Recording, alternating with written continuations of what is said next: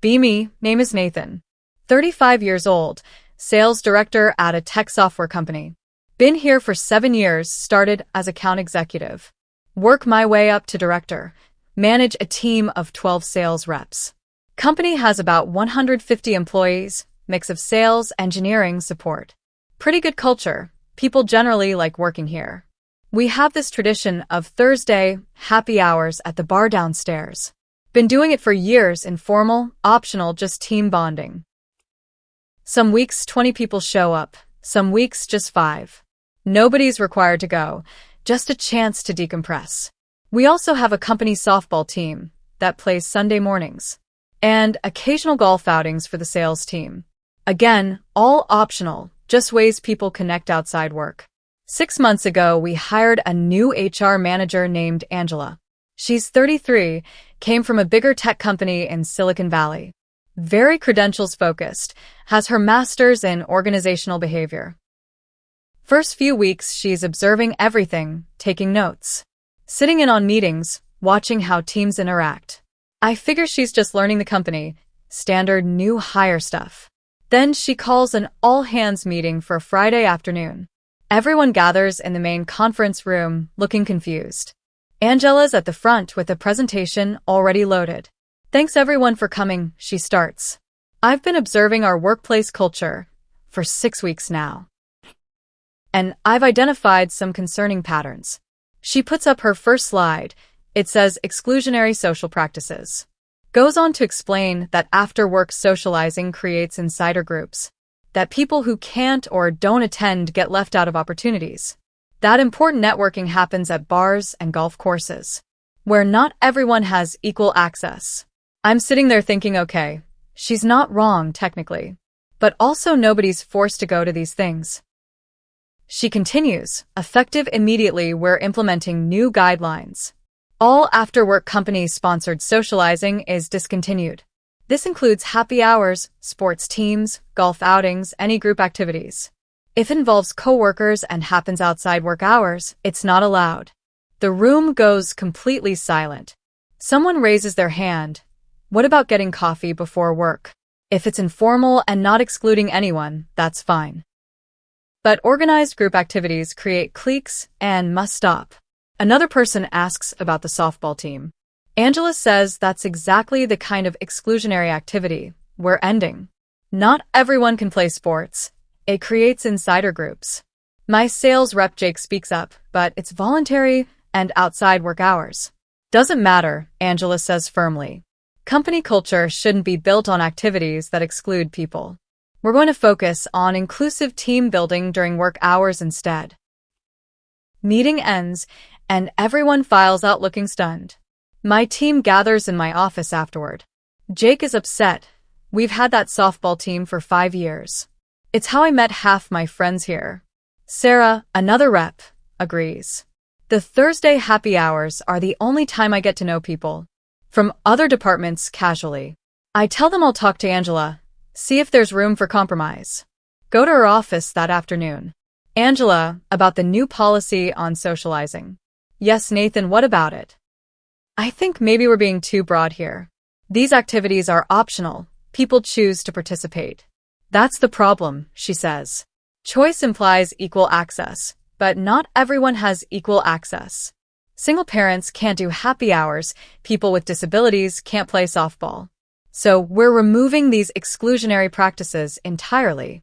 But the people who do participate, they're building relationships. That helps with collaboration and team cohesion. We'll build that through structured activities during work hours. I leave her office unconvinced, but she has the authority. First week under the new policy is weird. Thursday comes and nobody knows what to do. We've been doing happy hour for years, it's automatic. Jake suggests we go anyway since it's outside work. But Angela sent a follow-up email, clarifying that coworkers socializing in groups is discouraged, as it creates the same exclusionary dynamics. So we all just go home. The softball team has a game scheduled Sunday. Half the team doesn't show up because they're not sure if it's allowed.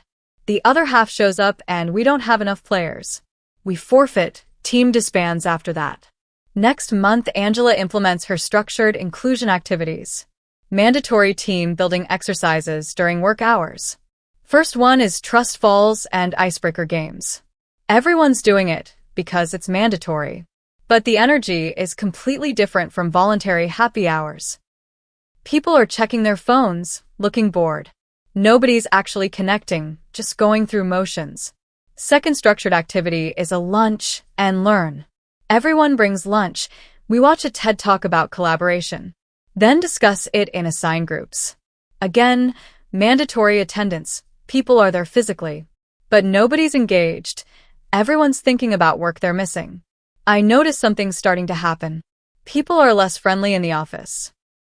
Before, if you'd had beers with someone on Thursday, you'd joke around with them Friday morning. Now there's no casual connection, just professional distance. My team's performance starts slipping. Sales numbers down about 10% from last quarter. I ask Jake what's going on. He says the team doesn't feel like a team anymore. Before we'd grab drinks after closing a deal, celebrate together. Now we just send a Slack message and move on. There's no bonding, no celebration, just transactions.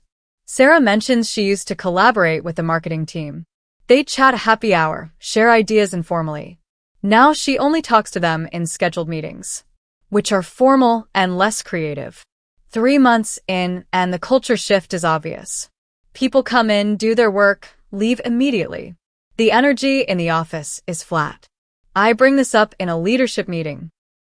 Tell Angela and the other directors about the performance drops and the general vibe change. Angela says this is a transition period, that we're moving from an exclusionary culture to an inclusive one, and discomfort is part of that process. Another director, Michelle from engineering, speaks up. Her team is having similar issues. People aren't problem-solving together informally anymore. Everything has to be scheduled, documented, official. Angela insists we stay the course. That structured inclusion is better than organic exclusion. Month 4, and we start losing people. 2 sales reps quit. Both mention culture change in exit interviews. One says the company used to feel like a community. Now it feels like a corporate machine. 3 engineers leave. Similar feedback. The informal collaboration and friendship was what kept them here. Now it's just a job. Angela reviews the exit interviews and concludes. These people weren't aligned with our inclusive values. We're better off without them. But replacing them is expensive and time-consuming. Meanwhile, our best performers are the ones leaving. The people who were most connected and engaged. Month 5, and the CEO finally notices. Calls a leadership meeting, has the quarterly numbers up. Revenue down 15%. Employee satisfaction scores tanked. Turnover up 40% from this time last year. What the hell is happening, he asks. We go around the table. Everyone mentions the same things. Culture feels dead. People aren't connecting. Teams aren't collaborating informally. Everything feels rigid and transactional. Angela tries to explain about exclusionary practices. CEO cuts her off. I don't care about the theory. I care about results. We're losing money and people. Fix it or we're reversing these policies. That night, Angela sends an email announcing new structured social opportunities. Voluntary lunch groups, organized by department. Book clubs during lunch, walking meetings. All during work hours, all company facilitated. But it's not the same. People don't want organized fun. They want organic connection. Week later, I'm having coffee with Jake before work. He tells me he's got a job offer from a competitor. Better pay, but mostly he just wants to work somewhere fun again. Somewhere people actually like each other. I ask him not to leave. We need him. He says, Nathan, this place used to feel like family. Now it feels like I'm working with strangers. I can't stop him. He gives notice 2 days later. That's when I decide to actually push back. Request a meeting with the CEO and Angela. Lay out everything that's happened since the policy changed. The performance drops, the departures, the culture death. Show him the numbers, the feedback, the timeline. CEO looks at Angela. Were you aware of all this? Angela says it's expected during transformation. That we're eliminating problematic social structures. CEO shakes his head. We're eliminating the things that made people want to work here. Nathan, what do you suggest? I take a breath. Let people socialize outside work if they want to. Stop trying to engineer organic human connection. Bring back the optional activities that people actually enjoyed. Angela objects immediately. That will recreate the exclusionary dynamics. Maybe, I say, but exclusion from optional activities is better than mandatory isolation. CEO thinks for a moment. Angela, I appreciate your expertise, but I'm suspending the socializing ban. People can gather outside work if they choose. We'll focus on making sure everyone has opportunities, without banning the ones that already exist. Angela looks devastated, but doesn't argue. That afternoon, an email goes out. After-work socializing is no longer restricted. People are free to organize voluntary activities outside work hours. The response is immediate. Someone creates a Slack channel for Thursday happy hours. 25 people say they're coming this week. The softball team schedules a practice. 8 people sign up immediately. Sales team plans a golf outing. Friday afternoon, the energy is already different. People talking about happy hour, making plans. Actually excited about something. Thursday comes, and the bar downstairs is packed. 30 people from the company show up. First time in 5 months. Everyone's laughing, talking, reconnecting. I watch Angela walk by the bar on her way home. She looks in, sees everyone having fun. Her face shows disappointment and anger. Like we've all failed her vision. But inside, people are actually smiling for the first time in months. Over the next few weeks, everything starts improving. Sales numbers creeping back up. People collaborating informally again. The office has energy during the day, because people have relationships outside it. Sarah tells me she had drinks with the marketing team. Came up with a new campaign idea organically. Would never have happened in a scheduled meeting. Jake decides not to take the other job. Says the culture is coming back. Worth staying. 2 months after lifting the ban. We're almost back to where we were before. Performance recovering. Morale improving. People actually want to be here again. Leadership meeting with CEO. He asks Angela how she feels about the policy reversal. Angela admits it didn't work as intended, but maintains that allowing exclusive socializing is problematic. CEO says sometimes perfect is the enemy of good.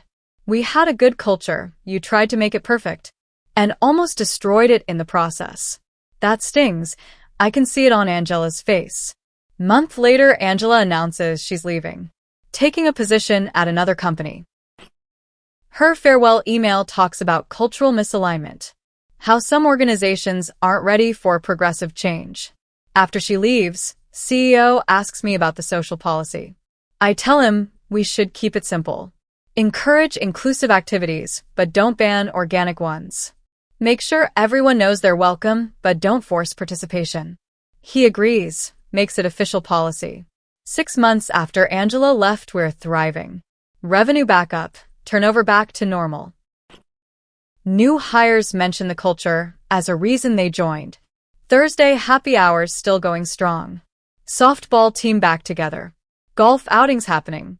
But we also added things Angela would have approved of. Lunch walking groups during the day. Book club that meets in the office. Parent group that meets during work hours. Variety of options so people can connect how they want. Nobody's excluded, nobody's forced. Just organic human connection. Year later, I'm training a new sales director. She asks about the company culture, how we maintain such good team cohesion. I tell her the whole story.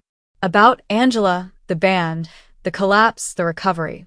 She's surprised we let it get that bad. I explain sometimes you don't realize what you have until someone tries to fix what wasn't broken. She asks what the lesson was. I think about it. You can't engineer authentic connection. Can't force inclusion by banning voluntary activities. Have to trust people to build relationships organically. And make sure everyone has opportunities without mandating participation. She nods, taking notes. Asks if we ever talk about the Angela era. Sometimes I say, as a cautionary tale, about what happens when theory overrides reality. When you prioritize perfect equity over actual community. 2 years later, and the culture is better than before, Angela. Because we learned what matters. Not structured activities or mandatory inclusion, but creating space for authentic human connection. However that naturally happens. I still see Angela's LinkedIn sometimes. She's at another company now, probably implementing similar policies. Part of me wants to warn them, but they'll figure it out themselves. Same way we did. Anyway, that's my story. About how an HR manager banned after-work socializing and watched company culture collapse. Not because people are exclusionary, but because organic connection matters. More than engineered inclusion. Sometimes the best policy is no policy at all. Just let people be human.